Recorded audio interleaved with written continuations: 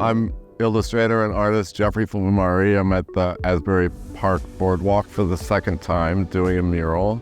I was really struck this time about how friendly the community is and how warm it is. So many people walked by and they already knew my work from the mural before, and people of all ages were yelling out, "Oh, great job," or "Thank you so much." And they appreciate the mural program so much, and they get attached to the murals and they become really fond of them. And there was just a lot of really, really incredible positive feedback, and it felt really nice. When you're in a special place like this, there's so much nature and the magic of the ocean and the tide, it's important to take time out, tune everything out, and just focus on the ocean, the music in the air.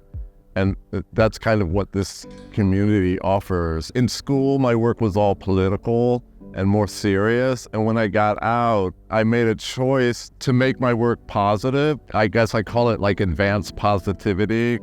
It's not the most serious in tone, but I really think, especially with what's going on in the country right now, I'm always aware that there are younger people and children hearing it all, listening to it. And I remember things like, Charlie Brown and Charles Schultz and Peanuts when I was young, those things that made me feel safe. There's swim caps, which no one wears anymore, but, it's a little bit of a nod to history. And headphones, swim caps, and smiles. I'm known for drawing women, and it's interesting. I didn't really set out to do that.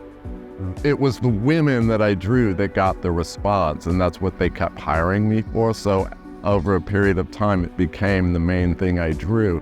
It's kind of like they found me. I get a lot of kind of he just draws girls, or it's just like, cute cartoons. When are you gonna do something more serious? I mean, this is kind of my political statement, The thing up here, probably the most important thing I wrote in here is optimism is the new punk. Punk started as an alternative movement, but at a certain point it became mass, and I don't think it was ever meant to be that.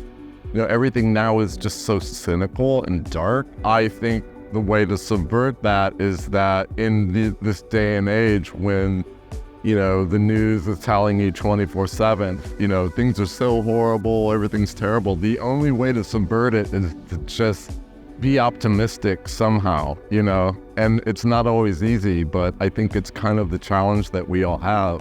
My work will actually save me in the same way. When I'm really depressed or down, sometimes when I get lost in these images, it's like an antidepressant, and it really works.